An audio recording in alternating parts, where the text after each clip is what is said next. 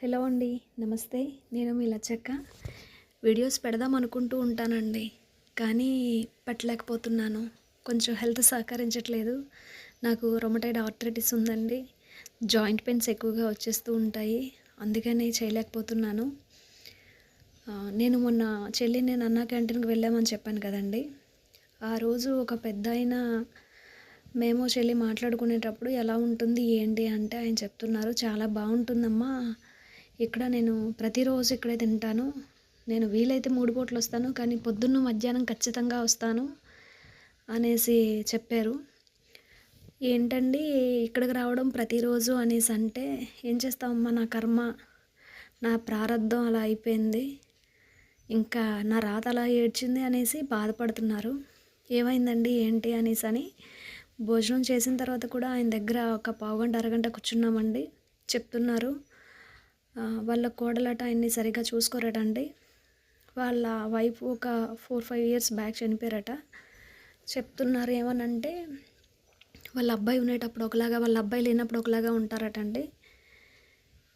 ఈయన మరి మీ అబ్బాయికి ఈ విషయం తెలీదా అంటే, తెలిసి తెలియలేనట్టు నటిస్తున్నట్టున్నాడమ్మా. నేనేం చేయగలను?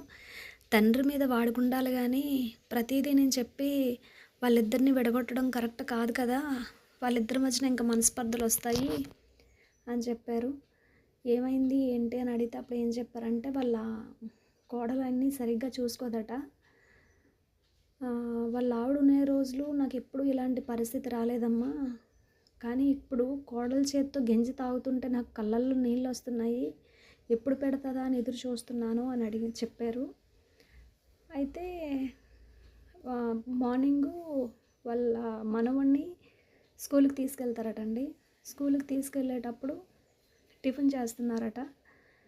మధ్యాహ్నం క్యారేజ్ పట్టుకెళ్ళేటప్పుడు భోంచేస్తున్నారట. ఈవినింగ్ వీలైతే అలా కొంచెం డౌన్కి ఇలా వస్తే, మాకు దగ్గరలోనేనమ్మా ఇది, వచ్చి ఇక్కడ భోంచేస్తూ ఉంటాను. లేదు అంటే ఇంకా అంతే.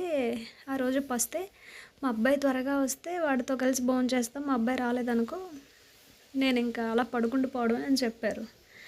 అయితే అప్పుడు అడిగానన్నమాట, మరి వీటి కోసం ఒకసారి మాట్లాడానంటే, ఒకసారి అందరినీ పిలిచి, ఒక్కడే కొడుకటండి, అందరినీ పిలిచారట. అదే వాళ్ళ ఫ్యామిలీ మెంబర్స్ని పిలిచి ఇలా జరుగుతుంది ఇలా అనేసి అంటే, వాళ్ళ అబ్బాయి కోప్పడి వాళ్ళ కోడలను కొట్టి ఇంట్లో నుంచి వెళ్ళిపోయి ఇంకా ఉండొద్దని అన్నారట. మళ్ళీ ఇలాంటి గొడవలు వస్తే ఏమైనా విడిపోతారేమో అని భయంతో నేనేం చెప్పలేకపోతున్నానమ్మా అని చెప్పారు. ఏంటంటే నన్ను సరిగా చూసుకోవట్లేదు ఇలా అనేసి అన్నారు. అయితే నువ్వు బయటికి వెళ్ళిపోరా అనేసి వచ్చిన వాళ్ళు చెప్పారట. నాకున్నదే ఒక్కగానొకడు, నేను వాడిని బయటికి పంపించేసి నేను ఎలా ఉండగలను? నేను బయటికి పంపించు, పక్కన స్టోర్ రూమ్ లాగా, అదే కొంచెం రూమ్లా ఉంది కదా, అందులో నేను ఒక్కడిని ఉంటాను అని చెప్పి ఆయన అక్కడ ఉన్నారట.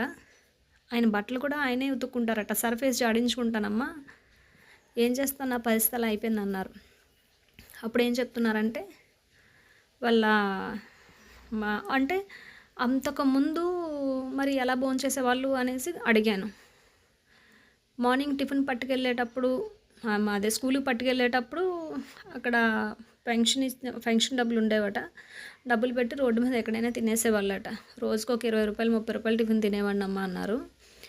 ఈ అబ్బాయికి క్యారీస్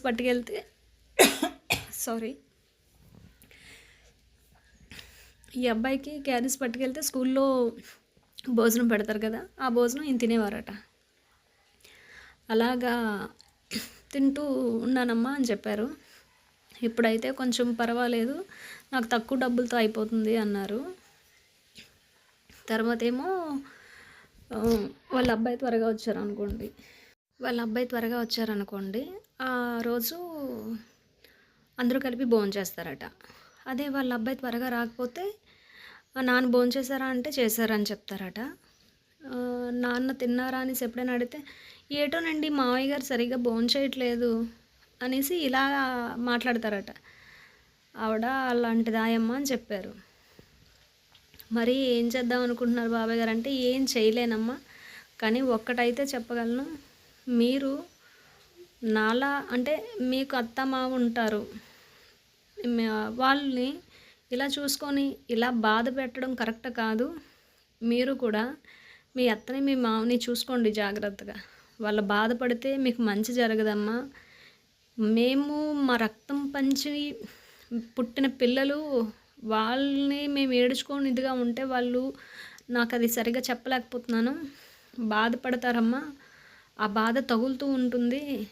అలా ఎప్పుడూ చేయకండమ్మా అనేసి చెప్పారు. నిజంగా చాలా బాధేసిందండి. నేనేం చేశానంటే కాస్త డబ్బులు ఇస్తున్నాను. ఇస్తే వద్దమ్మా నువ్వు డబ్బులు ఇచ్చావనుకో మా నాన్నగారు నన్ను ఎవరి దగ్గర అంటే ఉంటే తినమన్నారు. అప్పుడు మా నాన్న చెప్పారు ఉంటే తినమన్నారు. లేదు అంటే మంచినీళ్ళు తాగి బ్రతకమన్నారు తప్ప ఎవరి దగ్గర చెయ్యి చాచి ఆశించొద్దు అని చెప్పారు. నువ్వు ఇప్పుడు డబ్బులు ఇస్తావు, నేను డబ్బులు తీసుకుంటాను, అది నాకు కరెక్ట్ కాదు, పద్ధతి కాదు. ఏమీ అనుకోవద్దమ్మా. నాకు ఈ డబ్బులు గట్రా వద్దు. నేనైతే ఇదే చెప్తున్నాను. మీ అత్త మీ మామని సరిగ్గా చూసుకోండి. చాలామందికి తెలీదు. మా అత్త పోతే బాగుంటుంది, మా మామయ్య చచ్చిపోతే బాగుంటారు అనుకుంటారు. ఇప్పుడున్న పరిస్థితుల్లోన మీ పిల్లల్ని ఎవరు చూస్తారమ్మా? వేరే మనిషిని పెట్టుకొని మీరు చూడగలరా? ఉద్యోగానికి వెళ్తూ మీరు ఇంకో దగ్గరికి వెళ్ళి కష్టపడి ఆ డబ్బులు తీసుకొచ్చి ఇంట్లో చూడటానికి, పిల్లల్ని చూడడానికో, ఇంట్లో పనులు చేసుకోవడానికో ఇంకొక మనిషిని పెడితే మీ జీతం అక్కడికి వెళ్తే ఇంకెందుకు? మీరు 15,000కి వెళ్తారు, మీ ఇంటి పని మనిషి 10,000కి వస్తుంది. అంటే మీ శ్రమ, మీ కష్టం, అంటే మీరు ప్రతి కష్టపడిన కష్టం అంతా కలిపి ఆవిడకే పట్టుకెళ్ళేస్తే ఇంకెందుకు చెప్పండి? పెద్దవాళ్ళని బాగా చూసుకుంటే పిల్లల్ని చూడరా పెద్దవాళ్ళు? ఎంత బాగా చూసుకుంటారమ్మా. ఎందుకు ఇలా చేస్తున్నారో నాకు అర్థం కావట్లేదు. ఇది ఎందుకు తెలుసుకోలేకపోతున్నారో కూడా నేను చెప్పలేకపోతున్నాను అని చెప్పారు. నిజమే కదండి. అంటే ఆయన చెప్పారనే కాదు, చాలామంది నోట్ల నుంచి వింటాం. అమ్మో మా అత్త ఉందే మంచిది కాదు, ఇది పోతేనే కానీ మాకున్న దరిద్రం వదలదు ఇలా అంటూ ఉంటారు.